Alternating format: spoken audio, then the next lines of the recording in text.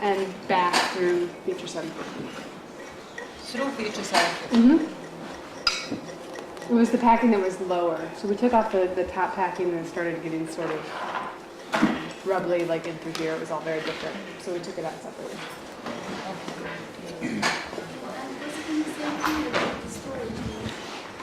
Was it, how did it relate to the storage bins?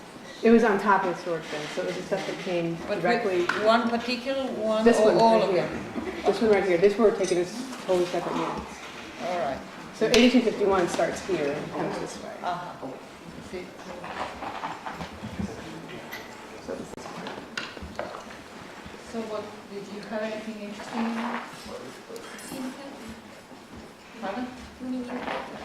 In that sample 7? Actually, I don't know what came out in the storage bin because I think is it different from the other ones?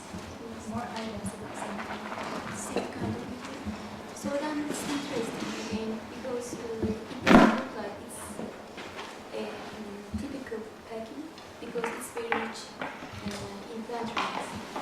And it shows that there are two possibilities. Either they were really putting all these plant remains in packing, or they are coming from the storage bin because they are very similar in some ways because the cereal is very burnt, again very fragmented chaff. So, but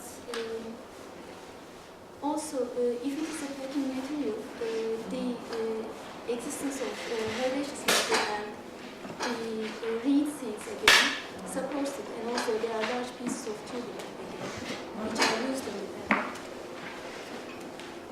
And there are also wild seeds, which is more important. So I think it's mainly used for packing, but also chaff and the cereal might be coming from the storage bin. The stuff might have spilled out of there. It's possible that there was mixing up of It's possible, yeah. But I mean, the reason that we took a separate sample is because we were coming here and it was different. So, I mean,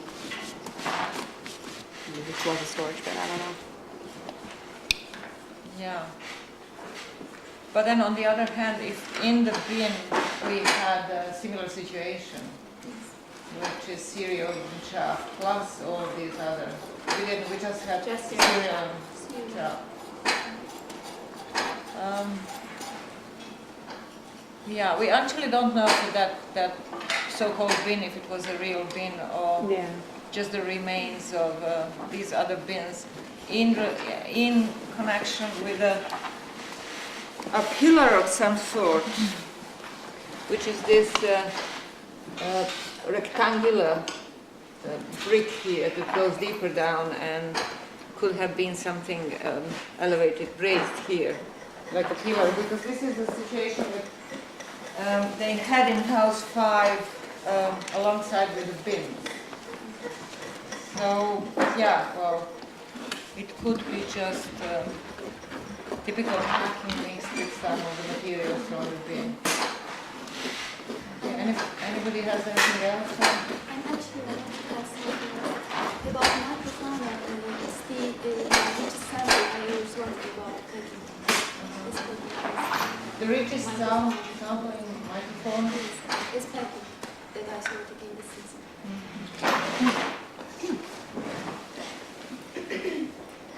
And we want to send them to Mirjana for identification because they are really interesting.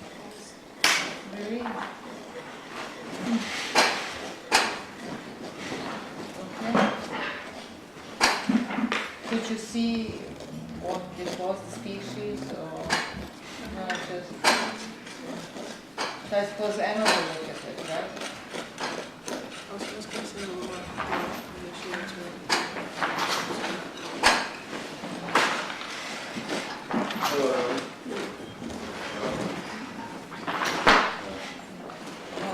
Well, there was the richest microfauna in that sample so far. So that's interesting. And so the sample will be sent to England to be analyzed by Anna. We didn't have much microfauna between the floors in this case. But did you hear that otherwise it was mostly typical packing plants plus cereal and chaff, which could have come from the bin that are 5780, the bin.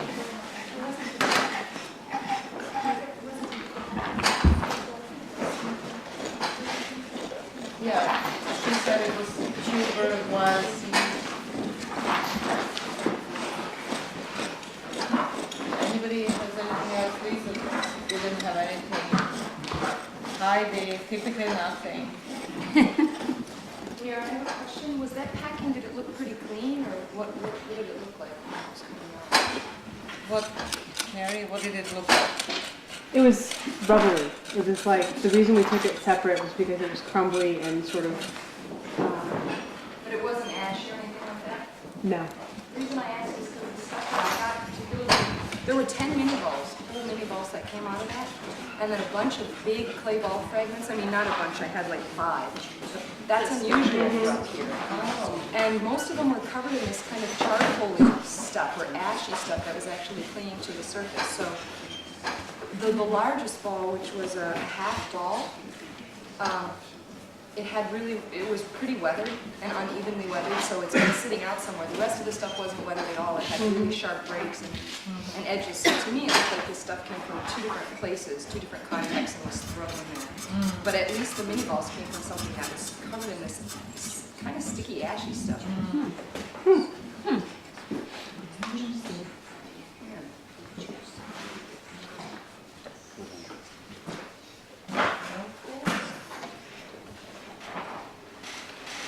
Anybody else?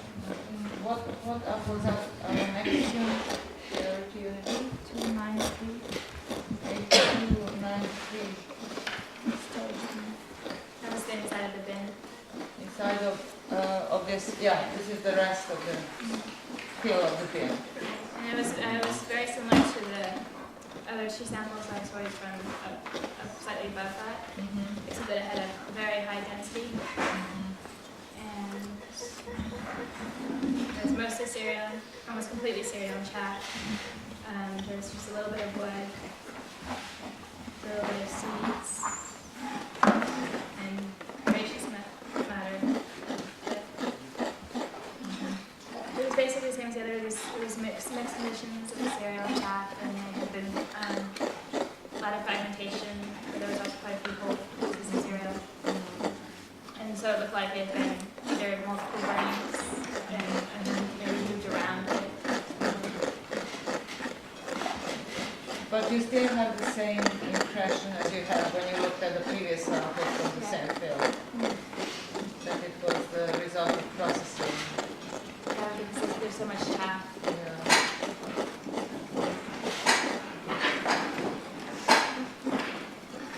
And the type of cereal you don't know. I think most of them, there's more wheat. Mostly wheat and maybe some barley.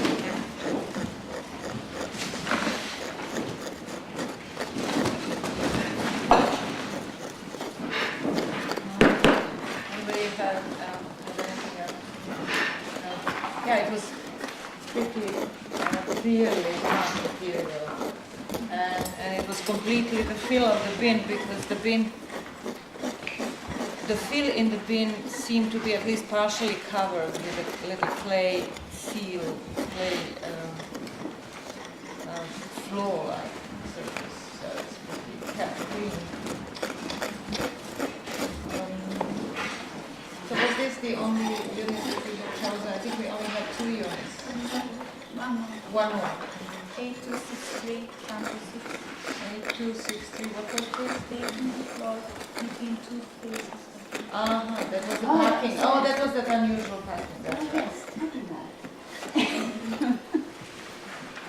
Yeah, the packing that had a lot of burnt remains, and it seemed like redeposited ovens, but neatly brought oven floors and put in there into the packing, not like in other areas that we have.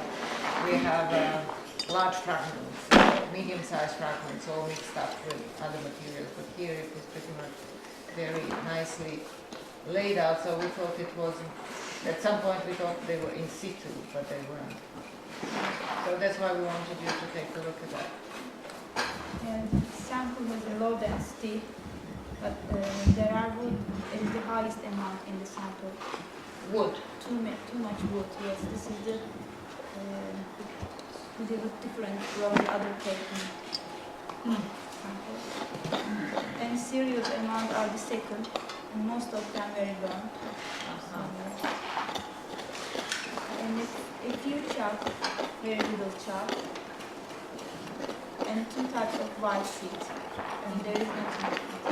This sample, I can say just wood and soil, plus Really? and very gross. So could this be the result of really positing an entire or half a floor? And so you had on the floor of these carts or whatever, you have still remains of wood from making fire and steel from cooking them. Does it look like that? Yes. Maybe not. No? So they use then these fine installations to what materials? Were they? Why were they putting the complete seeds in there in the fire? That's it. Cereals, yeah. In packing. No. In the ovens or on the hearts. Why do we find so much of the grains, cereal, seeds in cooking them like without first pounding them or Leftovers or useless ones that were burned during the cooking after. But what would they get by just burning these? If you roast seeds, that was one of the ideas about having clay balls lying in the base of an oven. If you throw seeds in there and the balls are hot or they're around something warm, they're going to kind of parch the seeds and then it will last longer. The bugs don't get inside of there. We had talked about this for over here in building 5. Right.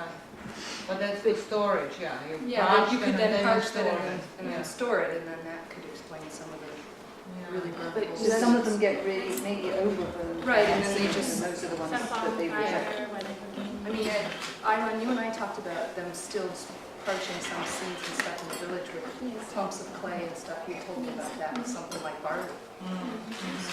So we only find what we didn't want. Most of the seeds actually come from cracks. You get tons of seed from the actual structure and things that just fall into the cracks and get burnt. They're In the cracks of the floor or cracks the of the floor, sides. cracks Yeah. of the oven, under Yeah. the floor. Well, to me that part is clear, but what the problem that I have, if they're not parching these seeds, then how else are they cooking them? Why would they put a full? So we assume then that all the seeds that we find are the remains of their activity that was parching the cereal before storage. You can cook in porridge. You can boil them. Boiling. But if you boil it, how can it come For fall example, out? family story goes. Spill over, but it overflows back when it was boiling and the seeds would fall on the side. Pouring them into the vessel. You never spilled something on it. No, I'm very careful when I cook. No, in my kitchen, no spills allowed. And this oven was used for many, many years. So it's Yeah, at some point it happens. Perhaps. Even if you're very careful. So maybe my kitchen is allowed. Yeah. No, I don't. There was a little bit of sheep-sized bone in there, and also the sternum of a very tiny bird. Oh, tiny bird. How tiny? Like hummingbird? Well, like that sort of size, not nothing like. That wasn't that huge goose thing you showed. No, that was from the middle. So what did you find in the middle? Worked bone of a large bird, Tarsus. Kind of stork-like bird. Bigger, at least the size of swan. It was made in polished, really highly polished and made into a point. So it was it a jewel made out of Like polishing, turbo polishing or... Oh, I don't know, the tips are slightly missing. Ah, it's a point. Okay. So it's polished from use. From use, not used as polisher. Okay. Heidi and Sonia. Okay. Didn't even look at it. I looked, But not, yeah. not even memorable. Okay. I had 3 pieces. Alright. That's it. Okay. You have a theory? Don't you have a theory about the 3 pieces? 3 pieces. It's clean, it's clean. Was it 3 pieces last time? Yes. It's bizarre. Okay, so what shall we give you for the next week then? Prize. I think we had a very interesting packing in this area. Again, packing, but this was like thicker layer packing that had a lot of. It looked like packing, but it also looked like occupation debris. And it seemed to have a lot of plant material, and it maybe has some fauna in it. Now, where is John? Mr. Matsunaga. What was the unit number of the packing in this area?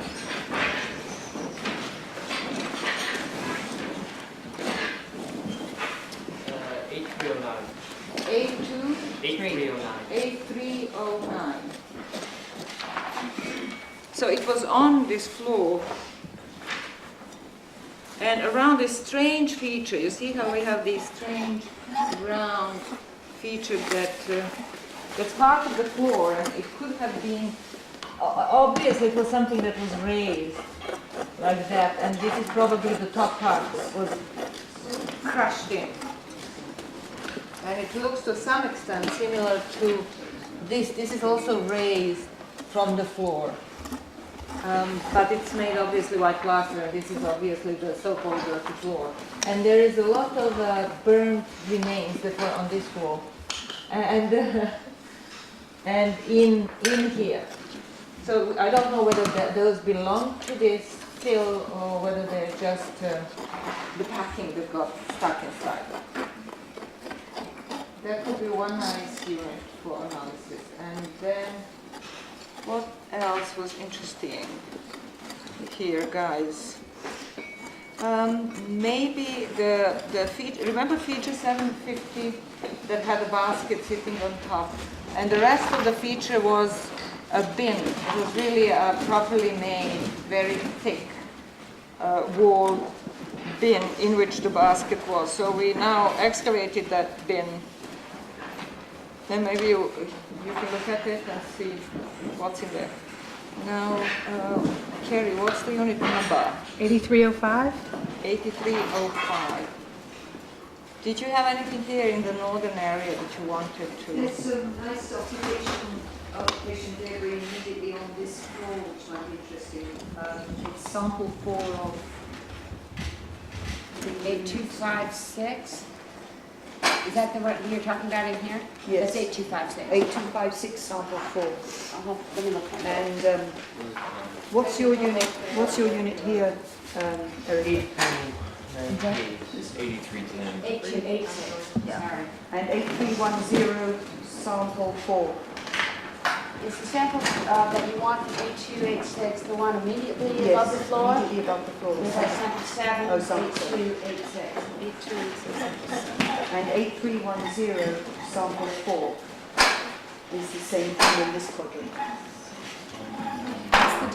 Debris on this northern platform. Is that what it is? It's The debris on this back one. Oh, okay. It's the stuff right above the floor. Okay. It's very dense, it's very compact. Okay. But it's right, it's on occupation of the floor. It's not packing, it's right. And then here from the kitchen, Pejek has already went through how many priority samples? He put the red flag on them. These are very small size samples, but they all come from the area between the large avenue, this one, and the smaller avenue here, so in this area. So that should be interesting. 8298 and Phone not to get it pre-13. That should be enough. That's good enough. What was on your list? The packing It Floors, takes up floors.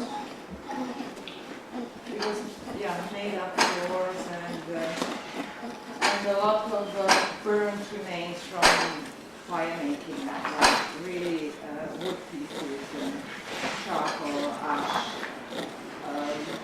that's not, God knows what else.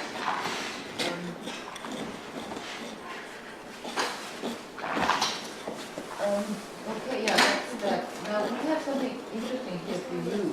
We just need to clean it a little bit. It's a little bit of red paint, which occurs in an unusual place. So maybe you want to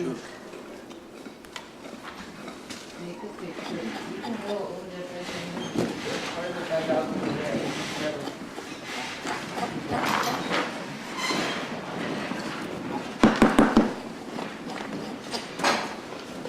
Actually can clean this little bit more. Do you have it? Yeah, So we'll clean it. You're going to come here and clean this now. Fix out.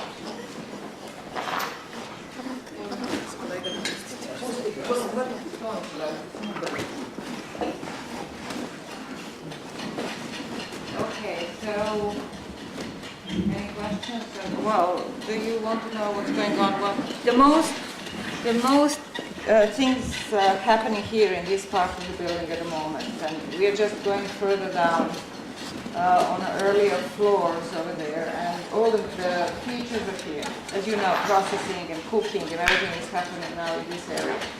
And so we are coming on top of yet another oven and very nice white floor that's coming, and it's raised here, and the oven is sitting on that raised white floor. Again, a very unusual thing because we have white floor and then oven immediately on top of it. And we have another cup coming up here in the center of the platform. Larger cup, but it could be a phantom cup again, as the one that we had before, the little one. It doesn't look like a barrier, but God knows, it might tend to be a barrier.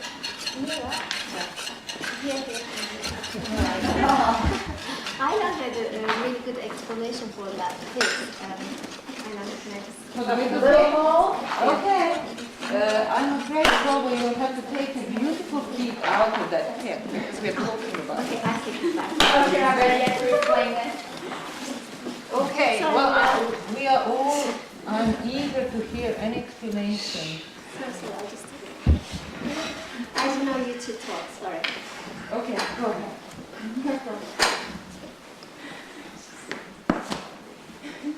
Well, I didn't know you two talked before, so I think you clarified that, sorry. You've already heard it. Yeah, well, when we talked, she said, I told her there is the plaster underneath, and you told her it wasn't plaster, so that's, sorry. Okay, so there's no, no news. Okay. But I have Slover next to me now. That was a good boy. Well, at least you can see this new cut. This is the new cut that we can see in the nice white floor and goes just around the little cut. But I don't see this bigger cut going any deeper than that, the same floor, because if it went deeper, then we wouldn't have this floor. Unless the floor was made especially to close this little cut, which I don't think so. I think that's the platform floor, this one deeper down. So it's again a curious cut. But this is all very interesting, you know, and it's unusual. We didn't have these features in other buildings as far as I know here, this whole combination of this circular thing coming up from the floor and then this one here and all that.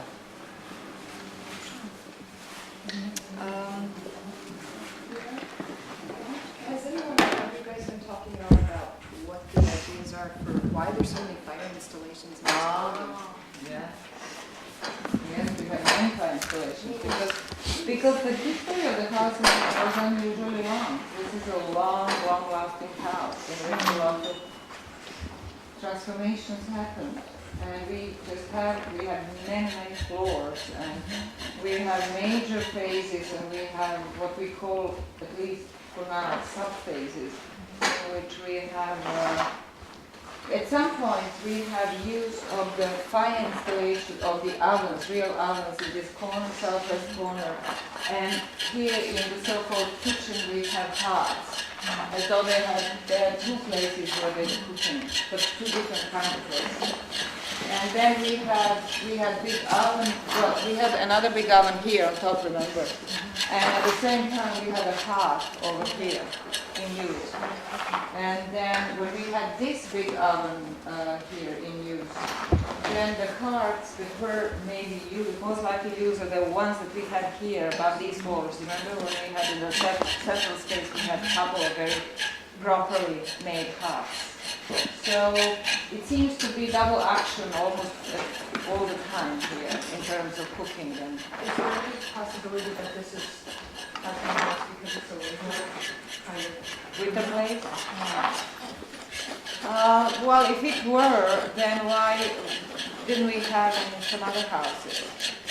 Why would this house be more winter place than any other house?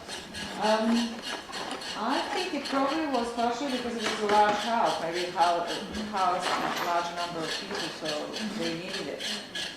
But anybody has any other ideas from ethnography? Why would they? Well, typically in ethnographic record, you also have in the houses not just the ovens, but also the hearths, in addition to the ovens. Okay. Yeah, I was talking to Jay. I was asking her about ovens and how often they use them in their hearts and how often they rebuild them and destroy them and breakouts and all this stuff. And she said something interesting, which was now they have an oven in their house rather than outside. And I asked her why, and she was just saying that in the rain kind of destroys them more quickly. But it made me start thinking that maybe it's some kind of change in bringing the hearths and ovens and all that inside rather than doing it on the roof or something like that. Yeah. Yes. there is that potential. Yeah, there is a potential that the ovens or hearths that they would have had on the roof of this building were not in use anymore, or maybe the roof had a lot of problems, so the decision was to have it indoors rather than on the roof. Especially in the later period when the west wall was collapsing and the roof was having trouble. But then that actually is the period when we had a big oven inside the house. We only found that. And it's also the same period when the clay balls drop out and the pottery changes at the same time. Which is level 6, yeah. So that Jonathan and I have been talking a lot about changing cooking practices, where you're starting to use pottery more, so it may coincide with more ovens being inside the house. That's right. Yeah, that's a good idea. Changing cooking practices. Pottery quite early or quite low down. Yeah, was that over on that We south found wall? some more. Has he looked at that yet? No. Because both of us are really anxious to see, because this is right in that transition. It's just past the transition phase, and probably left as this level 6, 7. Should pull that out for me. Yeah, Yes. he said it was something between this house, according to the pottery, seemed to be earlier than building 1. But we don't have much pottery. Exactly. This was I think some of the few pottery that we had actually related to floors. Oh, that's great. And the pottery shift is really dramatic. I mean, it's Okay. I have to move, guys, I have to move your crap away because Laura needs to draw this. It's my crap. Of course, it's always me. This is the last thing we can move some of the buckets around.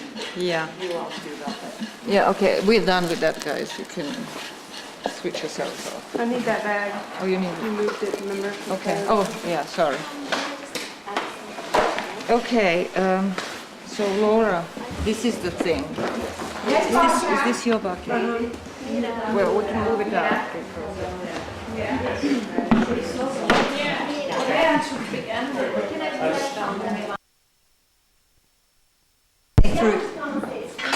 And then they threw it back again when And then they threw it back. But it was when only they- one that might have been sitting out in the sun. Where's the rest of it? So then they threw that back in when the next person was buried. They threw it back in. Yes. Yeah. Yeah. Interesting.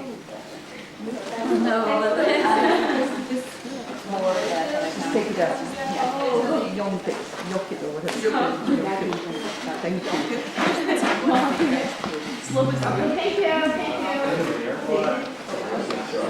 Once you